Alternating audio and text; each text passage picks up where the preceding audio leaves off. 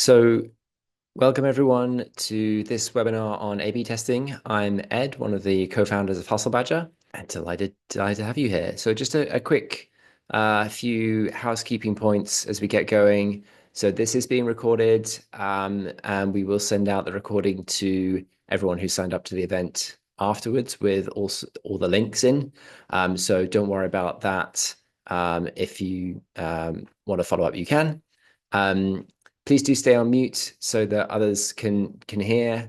And do ask questions in the chat. I'll try and answer as many questions as possible as we go through.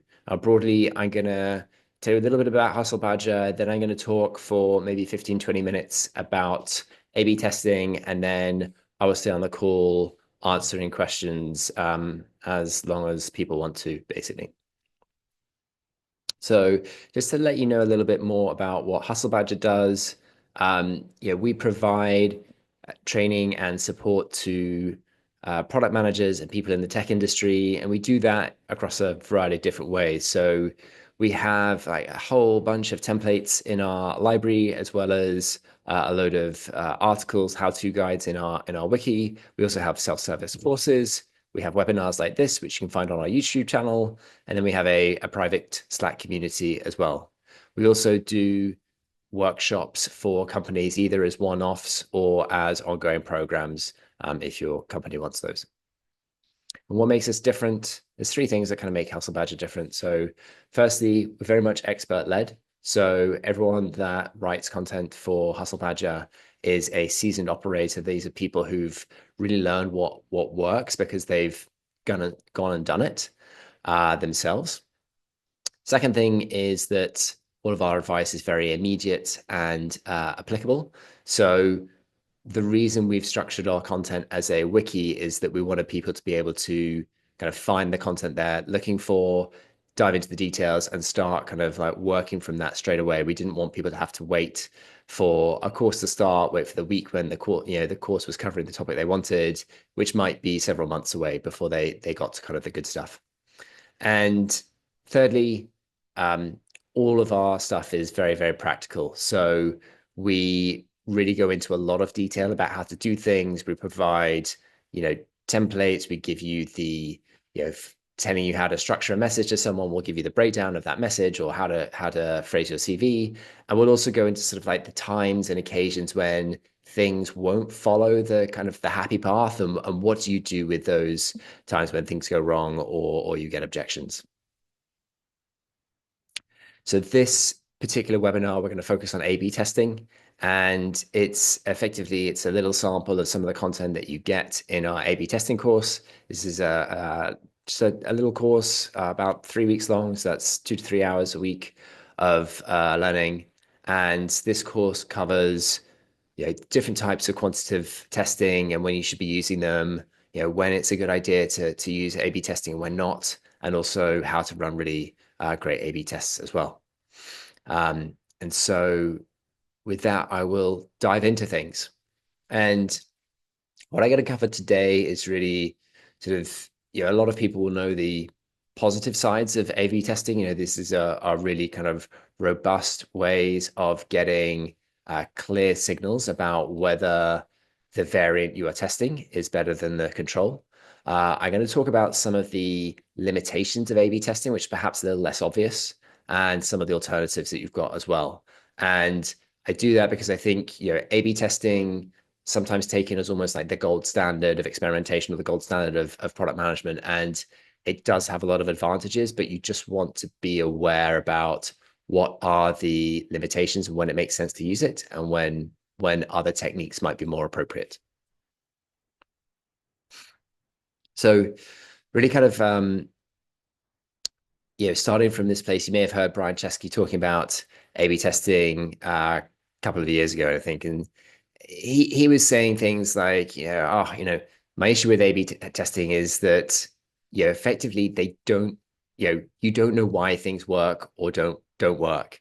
And I think that's a kind of a really good place to start. We're talking about A/B testing is that A/B tests are great for kind of telling you like, is A or B better? But behind that, you don't have any explanation of whether, why A or B is better. And so whenever you're doing an A/B test, you want to be starting with a really robust hypothesis that says, hey, we believe that this is going to happen, like X is going to happen. And because of, these kinds of dynamics or these kinds of mechanics in the product. And so that then you can go and validate that hypothesis by actually running the test, and seeing if your prediction is true or not. But if you're just sort of like changing stuff and seeing what happens, then you're not going to be, there's not going to be any kind of clear direction that you're moving in. And often you won't have any insight really about why one thing worked or didn't work, which is then going to make it harder to make predictions in the future. You're not going to build up a body of knowledge or an understanding of your users. You're just going to be repeatedly firing shots in the dark and hoping that some of those pay off. Another limitation of A/B testing that we want to be a little bit careful about is that A/B tests can be very expensive. So there are a number of bits that kind of build up that cost. So firstly, A/B tests have a kind of upfront investment that you often need to set up a testing platform or integrate with some kind of software that's going to tell you how the different variants perform. Now, once you've done that, of course, like every other test is can take advantage of that reporting and that setup. But to go from sort of your not doing any A/B tests to doing your first A/B test, there is that additional investment. Second reason that A/B tests can be expensive is that you have to maintain all the test variants that you want in code, as well as your control variants. So you've got to be running like lots of different versions of the code whilst you test which one works better. Third reason is that if you assume that your test makes a change you're making in the code has a positive impact, when you A/B test things, you're keeping some users back on the control so you can measure the difference between them. And that means that those users who are on the control version aren't going to get the better version you're rolling out or you're testing probably for several weeks. So at scale, that can start to add up and provide a kind of a cost of delayed rollout. And then finally, when you finished A/B testing, you've got to go through and you've got to clean up your code. So you've got to remove the feature flags or the switches that kind of put people into different versions. You've got to clean up all the kind of like old code that you're not using. You've got to remove variants that aren't successful as tests. So all of these things can kind of make A/B testing quite a heavyweight testing procedure, particularly if you're kind of new to it. And one of the biggest kind of drawbacks of A/B testing for me is they can encourage incremental thinking. Why do I say that? Because if you're starting to think about A/B testing, you're usually interested in knowing like very precisely, did this have an impact or not? Or like what is driving the impact? And that means you can often end up testing variants that have quite small variations because you might want to test the copy on a page and the CTA and the images you're using and all these different factors. And so you can end up optimizing towards a local maximum where you've got all of those little individual things right, but you haven't really considered whether there's a big change that you should be doing that is going to have a better outcome in the future. So in that case, do you even need that page, or can you just completely remove components of the flows, or have a user flow that's completely different from what you're considering?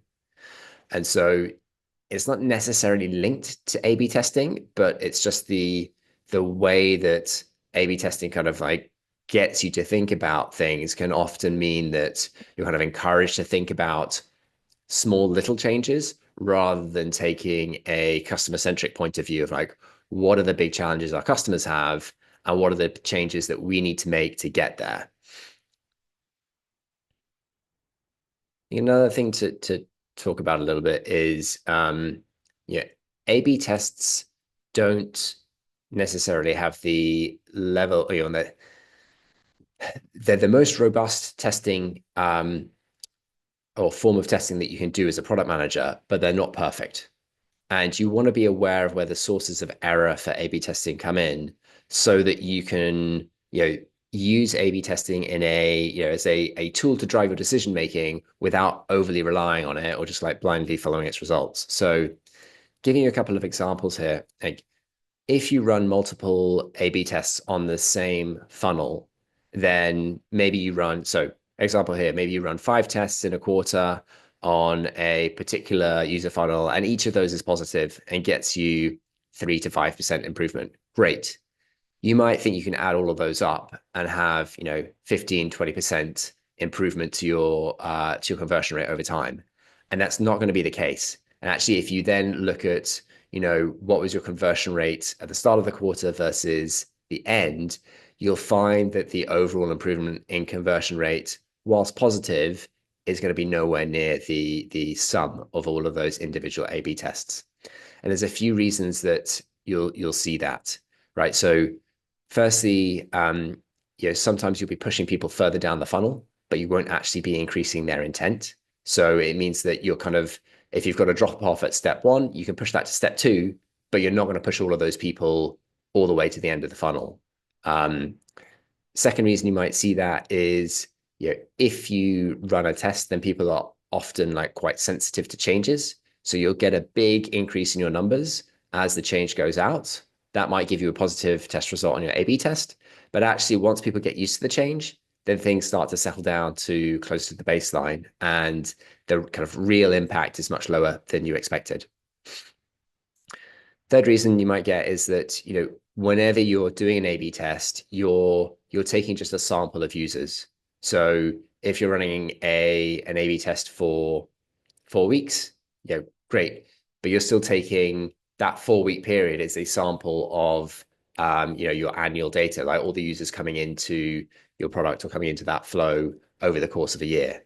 And so even though it's very accurate because you're doing this sort of comparing two variants in a statistical manner, what you're it's not reality, it's a proxy for reality, and therefore there can be some errors there. I think actually, one more on this front. Most companies will test to a 95% confidence level. So 95% confidence level means that 5% of the time, or 1 in 20 times, the change that you get, the result that you get, is due to chance rather than because one variant is better than the other. So that sounds pretty low as a sort of margin for error. But if you are in a high velocity, very experimental culture, and you're running maybe tens of tests every week across your product organization, then actually you might be running hundreds of A/B tests across a quarter, in which case, multiple of those A/B tests will be giving you misleading results, or you'll be interpreting them as having a positive result when actually the result was neutral or negative. So what does that all mean? Like when do you want to lean into A/B tests? When do you want to lean away from A/B tests? And I kind of said controlled experiments here because with A/B tests, I'm also thinking about multivariate testing, holdout groups, a few variations here that kind of follow the same rules. So these kinds of kind of controlled experiments where you've got a control and you've got some variance, they really make a lot of sense when you've got a lot of users. So we're talking like tens or hundreds of thousands of users, going through your flows, each week, each month. When you've already got the internal capability, so you've already done the setup, or you are thinking about doing lots of tests rather than just doing one or two as one-off things, where you've got an internal culture that really prioritizes having like very rigorous data-driven insights rather than relying more on qualitative data or being design-led. When the potential for a downside is very large. So the bigger your organization, the more existing customers you have, the larger your existing revenue, then when you change critical flows, there's a chance that you damage those. And so changes that you're making could not just be neutral, they could actually cost you money.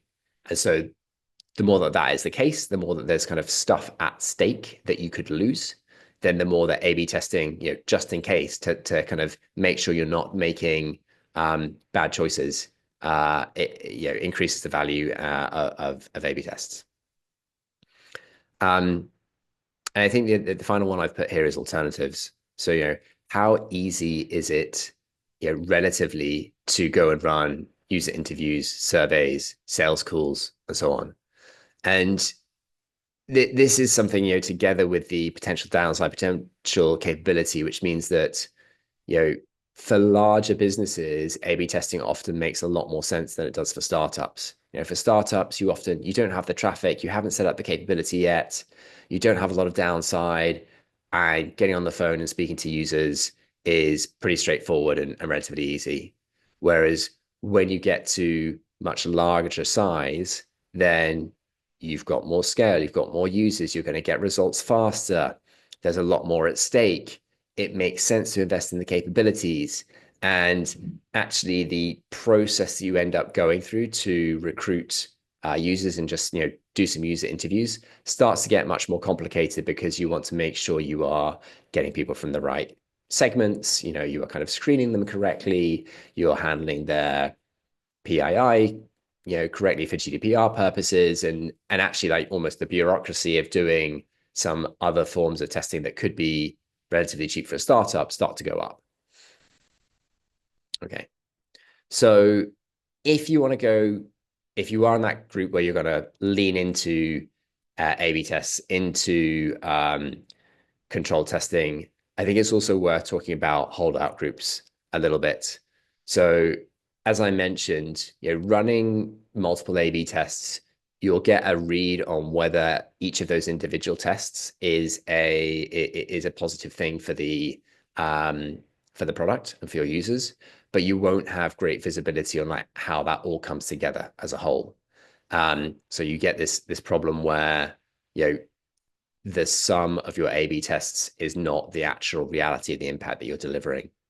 And the answer to that is to do something like a holdout group, which is expensive, but gives you that kind of confidence. So a holdout group is where you basically, you take your population, you split out a small proportion into the holdout group, and you don't run any experiments on them. You don't make any changes to the product for a period of probably several months. So this might be for like 3 to 6 months.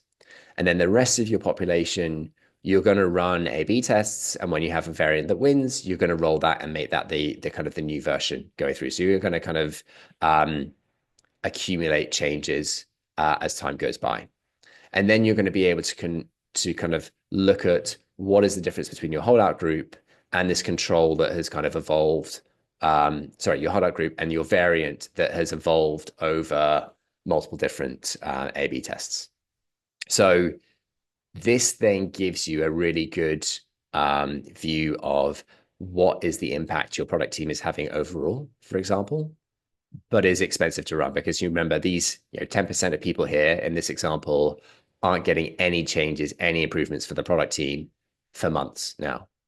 Now, again, I give you an example of where this makes sense. So when I worked for Depop, we were going through a period of hypergrowth. We were growing extremely rapidly from year to year. And that meant that maintaining our kind of core metrics was actually a challenge, even as we shipped new features, because we were growing from our kind of core users, like people who are really well suited to the product and had very strong product market fit, to adjacent segments who were had slightly lower product market fit with the users. So if we didn't do anything with the product, then gradually our core metrics would get worse as we got to people who were like further and further away from our core user base. And this meant that as we ship changes to the product, actually, we get positive test results in A/B testing, but the underlying business metrics, sometimes we wouldn't see much change. So the question then is like, actually, is the product team having an impact or not? And the only way we could prove this was by having a holdout group over several months. We could say, hey, look, actually, if we don't do anything, this is how much the key metrics deteriorate. And if we do all these changes, then you can see that we're actually, although we're kind of like swimming against this tide of deteriorating metrics, like worsening cohorts, we're managing to improve some of these metrics go forwards. I hope that makes sense as an example. I'm happy to answer questions on it. If you don't want to go into control testing, like what are the different alternatives you've got? And I got a few examples for you here. So, you know, there are things you can do that are not just qualitative testing. So you've got a lot of qualitative ways of investigating your users and understanding your users. So session recordings, speaking to users, heat mapping, customer advisory panels, all these sorts of things, surveys can be very, very strong.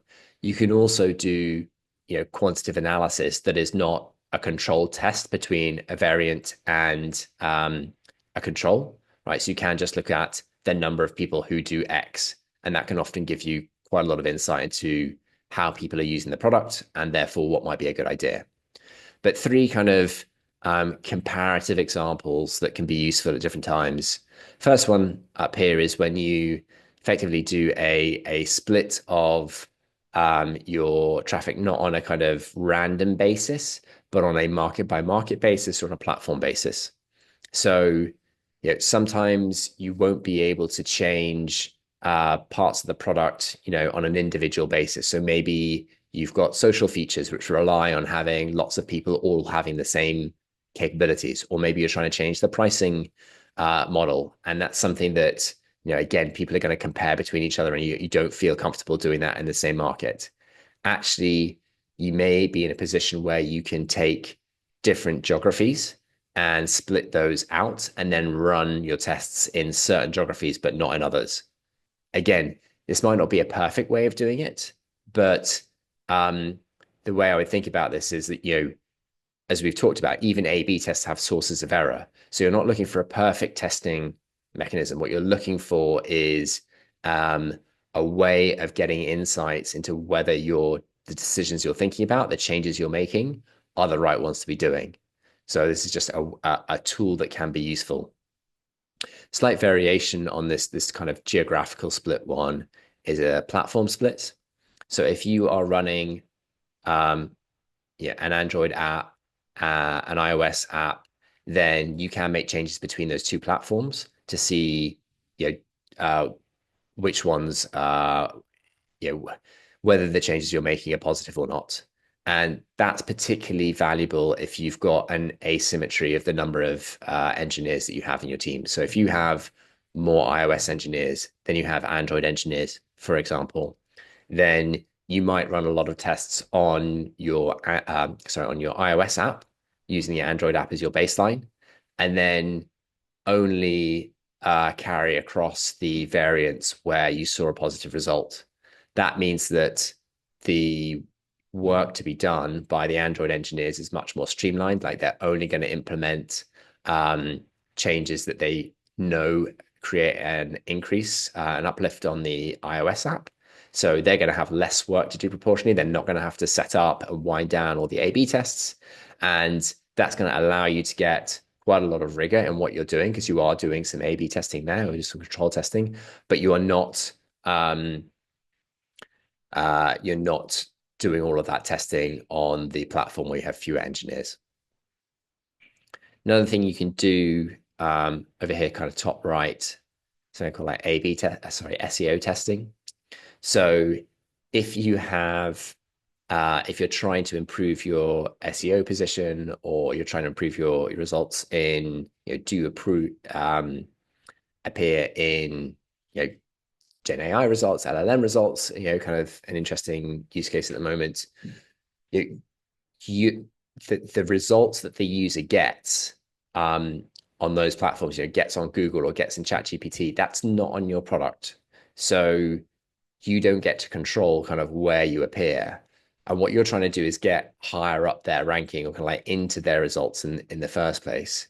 So rather than splitting, making changes on a user by user basis, what you can do is split out your pages. So example here, your Airbnb, you have lots of different city landing pages, you might split all of your city landing pages into two test groups, right? So you've got your control, which you leave the same, and then a bunch of city landing pages you're going to push through a bunch of changes to. And then all of your users are going to come through to your site, but they'll, depending on which city landing page they go to, they might get the new version, they might get the old version. And on that basis, you're basically going to compare your kind of how does the SEO performance of your new pages compare to your old pages? And overall, does your population of city landing pages who are on the new version, do they get better results than the ones who are on the old version? And so that's the kind of like, you know, similar to A/B testing, but you're making the changes based on the pages you've got rather than on the individuals. Final one I'll talk about here is kind of before and after changes to your product. So this is kind of the kind of most basic form of quantitative analysis, where you have some baseline metric and then you make a change, and then you have a look at whether that has changed the metrics, and you might kind of adapt that, or you might make some allowances there for seasonality or seasonal trends that you're going to see. And I think a question here for you to ask, within your company is that ever a high enough level of evidence to convince people that that's a positive change? Because whilst it's very fast, you don't have to do any setup, you get immediate results.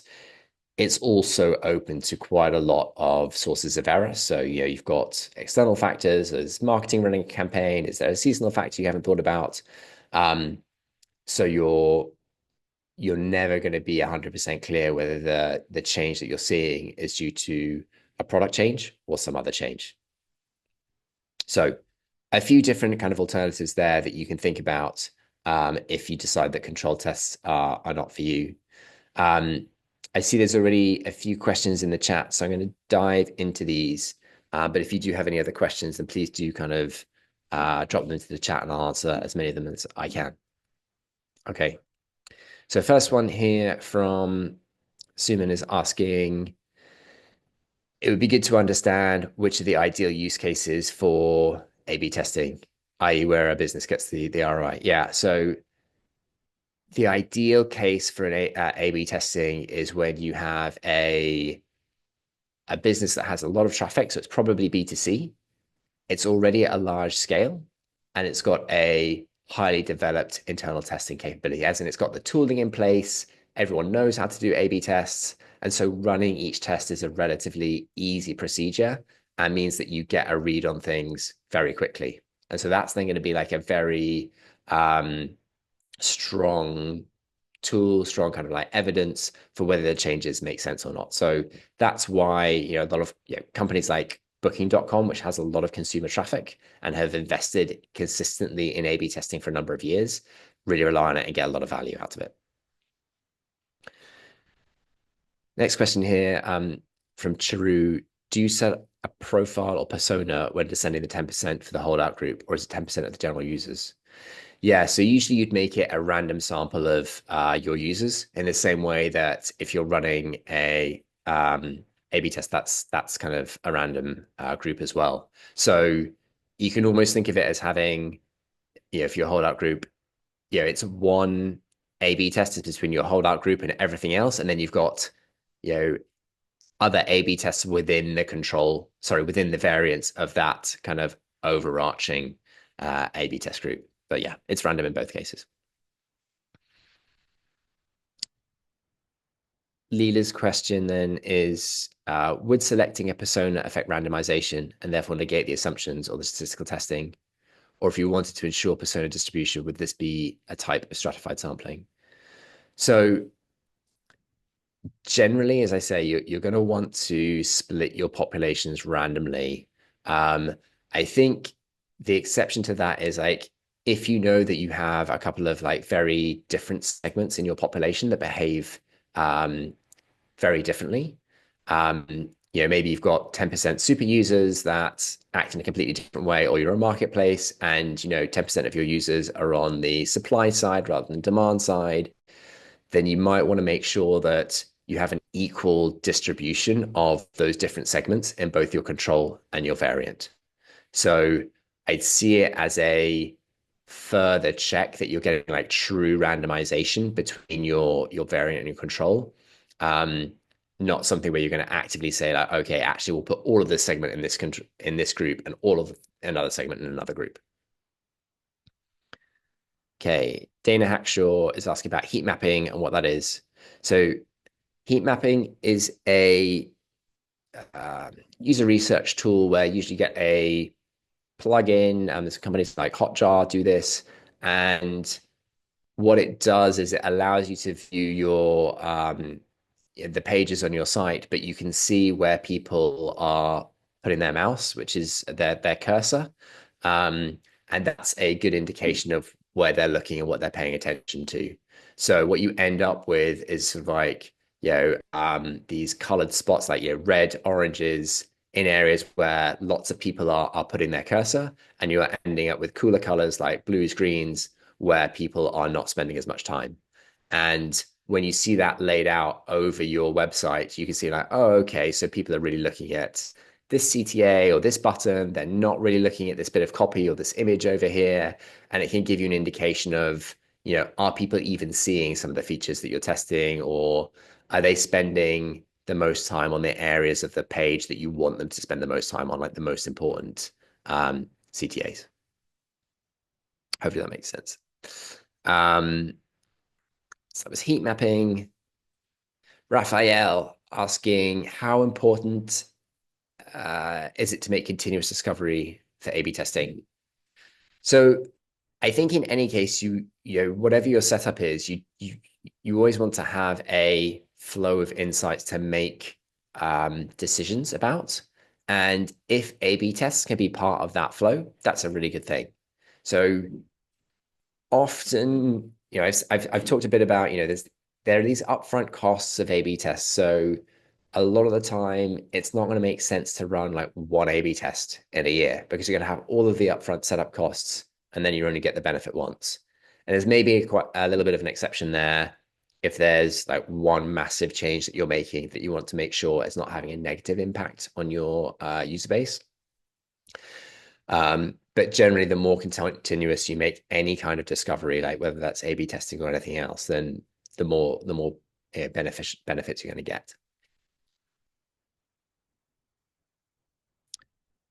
Archer is asking how to use A/B testing for a product which is an edge operating system.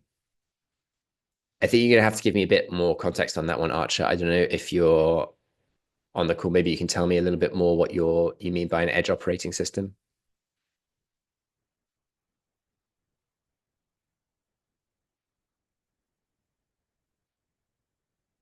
No, okay. Archer, if you want to come back and give me more context on that, I'm happy to have a go at answering it. I'm not precisely sure what you're asking though, so I'll move on. Rosa is so I was just saying an operating system that runs on an industrial system. Yeah, I mean, I think the question is there is like, if you're working with an industrial system, the question is like really, can you randomize the your traffic between a variant and a control? So even if you've got lots of data points coming through, if those aren't, if you can't serve up different versions to say, you know, if different factories say like might have lots of different data points coming through, but that you have to kind of have one version per factory, that's going to make it very difficult to have a control on a variant, which are then truly randomized and be able to do a proper kind of test on it. Okay. Rose is asking, what are the best practices to know when to finish an experiment? So example, experiment without significant difference between variants in X weeks. When do you know this means the new variant doesn't provide value, and when should you wait to gather more data? Yeah, this is a great question, Rosa. So like when do you end your test, right? Do you always wait to get significance? Do you have a time limit? So generally, I would say when you're designing your A/B test, you should work out like how much traffic you need, what is the expected change you want, and how long is it going to take to get to the confidence level that you've got there. And you just kind of go back and forth on that a little bit and just kind of work out like, oh, okay, if, given the amount of traffic that we've got, if we saw a 5% increase in the metric, it would take us, 2 weeks to get to this result. Right. When you've got that kind of estimate or model of how things are going to work out, then you're in a position to say, okay, well, if we get to 2 weeks and we haven't got a significant result, we still know something, right? It's kind of like no signal is still evidence, because what you know is that you haven't got a 5% difference. You haven't got as big a difference as you were hoping for. And then you can be in a position where you say, like, okay, well, if we're not clear that there's, as big a positive impact as we'd like, do we want to make the change anyway? So if you can basically be like, if this is a neutral change, would we roll it out or not? And sometimes you would roll out a change, even if it was neutral, or even if it was slightly negative, because maybe it's giving you operational savings, or it's a newer code base that's going to be enable something further down the line, or it's aligned with your vision. And sometimes you're not going to want to enable that because it's, adding a new feature, it's going to increase complexity and so on. So I think the answer to that is, if it doesn't reach significance within a set time frame, and have that kind of like max limit for your experiment in mind, then you're going to have a default decision. Your default decision is going to depend on effectively what you're testing. Like, is your default we roll it out, or is your default we don't roll it out? Okay. Next question. Saha is asking, what is the best data-driven approach for making product decisions in a B2B setting? So multiple clients, 5 to 10 users per client. Yeah. So if you're talking about a B2B setting, and you're talking sort of more at the enterprise side of things, where you've got a few large customers, you don't have the ability to run A/B tests, then you're going to be looking at some of these other like non-quantitative techniques. So you might have a customer advisory panel where you have some really strong relationships with particular customers, and with those customers, they get early access to features, or they get a discount on price, or they get whatever benefits you can think of, and in return they give you a lot of feedback and a lot of input into your requirements, and that helps you kind of figure out what you should be building going forwards. So that's the kind of like classic way of doing it.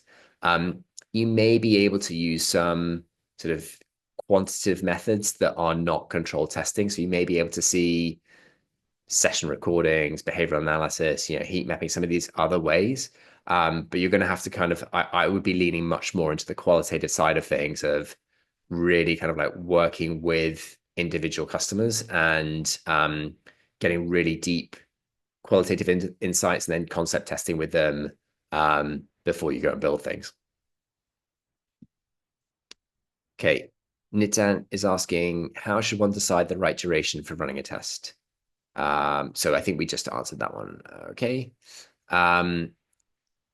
Suman asking, can you please explain a bit further what is the real advantage of having a small holdout group over the standard control test groups? Yeah. So just go back to the holdout group here. So with holdout groups, the problem you're really solving is this one problem here you get, where if you run multiple tests, multiple A/B tests, then effectively the overall result that you're going to get is never going to be the aggregate of those A/B tests, right? And that's for a number of different reasons. So they're not going to add up, because either you're pushing people, one or two steps down the funnel, but not right to the end, like not right to purchase, for example, or you're seeing a kind of time lag effect here, where you get an initial increase in your metric, but that tails off after time. So if you end these A/B tests, when they're at that peak or near their peak, then that's going to overstate the impact of each individual test. Whereas the kind of true impact is a bit lower. So when you do a holdout group, what you're doing is you're saying, hey, we're going to kind of allow for some of those sources of error in A/B testing, and we're going to get a much more accurate view of overall the impact that a product team is having. And that can be really valuable if you're, justifying the impact that your product team's having. Or you're talking about like working on one area, one opportunity versus another.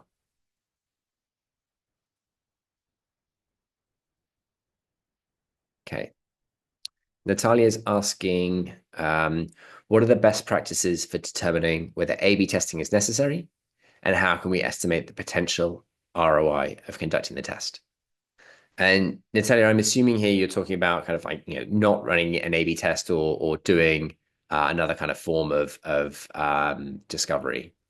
And I think the answer here is I'd be thinking about this as a kind of you know how much certainty are you going to have after the with the A/B test versus doing other types of discovery. So if you're going to be doing user surveys, say, or user research, like what do you think is the level of confidence that that gives you? So you can do this on a sort of like gut feel and kind of like give yourself a graded scale where you say, like, okay, well, if I speak to 5 users, then I kind of like give that a 10% confidence or 20% confidence. Whereas an A/B test, I'm going to say that's 95% confidence. So you can kind of like grade it. Um, or you could look at kind of historically, like how many errors have we had when we haven't used this kind of testing or discovery before, or we've only used this type of discovery before. But I think you're probably not going to get to a point where you can say like, oh, here is a very kind of like precise business case. We should definitely A/B test or we shouldn't A/B test. What you're going to get is some kind of sense check of saying, does this feel right? Like intuitively, like, does this make sense? Like, given what we know about the amount of time we're taking to build things, the downside if things go wrong. And again, I think what we're really talking about with A/B testing and any other kind of form of discovery is how do we know the decisions we're making are the right decisions? And so with all decision making, like this is however much we talk about statistical significance, there are no absolutely right answers here because the only reality is the one that you see, and you don't know what exactly would have happened if you hadn't gone down the route that you went around. So I think you have to allow this to be somewhat, you have to be comfortable that there is that small amount of uncertainty and just figure out like overall is the reducing that uncertainty to the amount that an A/B test gives you versus something else. Does that make sense, and is that valuable versus the cost of running it? Maybe that got a little bit philosophical, Natalia. You can like follow up if you want me to kind of go a bit deeper. Okay. Kieran here is asking, what kind of tooling do companies currently use for alternatives control tests? What proportion of these tests compared to A/B tests? That is going to vary so much from company to company. So, Kieran, so, tooling wise, if you're looking at some of the test sites that we've got here, your regular, kind of off the shelf analytics. So whether that's amplitude, mixed panel, they might be able to give you do the kind of pre and post testing. Google Analytics even will give you some test results here. It really depends, like what are you using for your tracking. And then if you're looking at other user research techniques, again, Hotjar I know does session recordings, but I would really be kind of like doing some research about what are your needs and what are best suited, and do that on Google, do that on G2, and have a look around.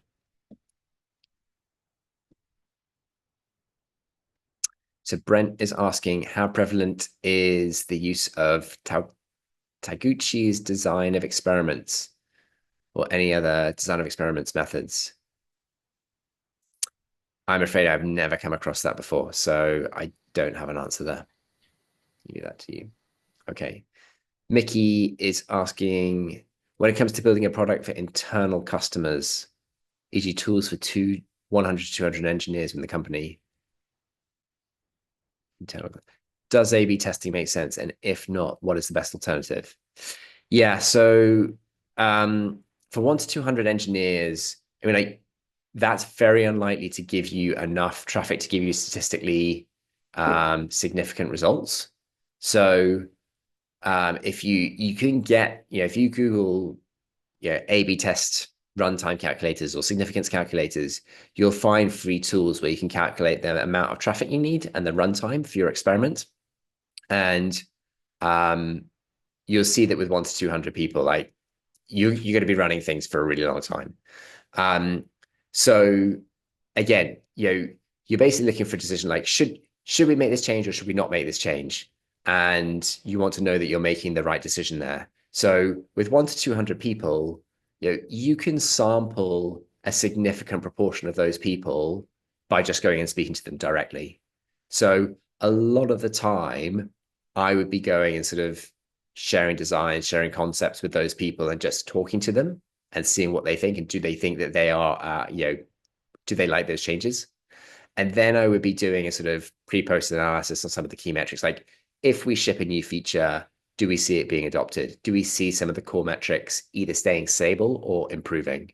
And so I'd be taking a much more qualitative approach rather than relying on A/B tests. Yeah. Okay. Ria is asking, could you please elaborate on managing more than one A/B test in parallel for different features? Um, yeah, so I think there's a couple of different things here. Question is like, are you running multiple variants with one control, or are you running, fundamentally different experiments on different feature sets at the same time? So if you're running what I call a multivariate test. This is a kind of A, B, C, D type of test where you have one control and then multiple different variants, but they're all of, the same thing that you're testing. Like, is this button, we have 4 different variations of our CTA. Okay, which of these performs best? So that's multivariate testing. And it's all you have to do, you probably split your traffic equally between the different variants. Alternative to that is if you're running tests on different parts of the user experience. So maybe you're doing a test on a search filter on your search page, and then you're doing a test on the checkout page further down the funnel. And can you run those 2 tests at the same time? And you can run those 2 tests at the same time in 2 different ways. So you could either have independently random samples, which means that as a user, I might randomly get assigned to the test group of one of those experiments and the control group of the other experiment, or the test group of both experiments or the control group of both experiments. But those 2 experiments, how users are assigned between the variant and the control is independent from each other. So you've got 4 variants: test to control, so test, or control, control test. You've got 4 different variants, and you've got equal numbers of people in each of those.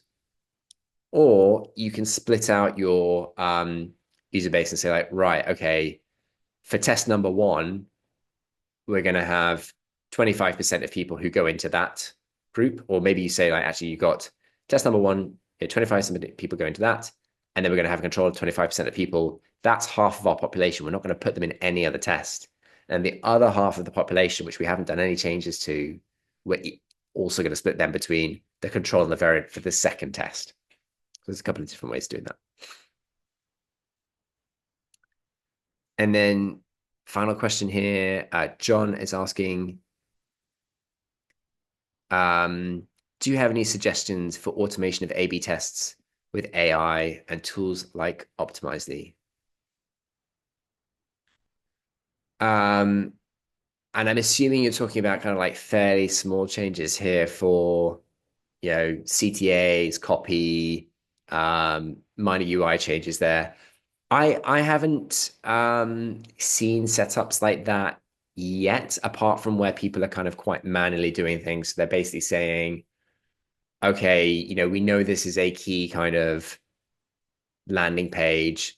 Let's generate using AI, 20 different versions of the images, the copy, the CTAs, the coloring, right? And then let's, run A/B tests on all those back to back. So I think you're starting to see that right at the top of the funnel where you've got the most traffic for companies that have very well developed experimentation funnels. Um, I'm not sure I'm hugely a fan of it because I think you're getting into this problem that you're basically there's no overarching strategy there about what you're doing, right? You're just kind of like throwing a bunch of stuff at the wall and seeing what sticks. So it might work in some situations, or if you've got kind of quite strong guidelines about how you're generating those variants. But generally, I'd want to have a stronger hypothesis about what am I testing and why, so that when I get a positive result, I'm learning something about my users and I'm then doubling down on that in the future.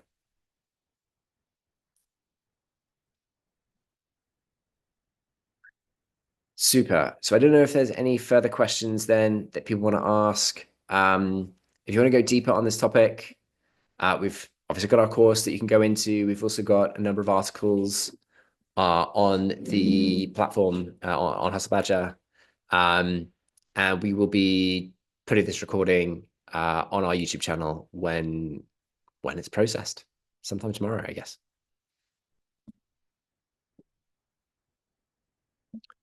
Okay, cool. But if there's no other questions, I will say goodbye. Thank you very much for coming, and see you soon.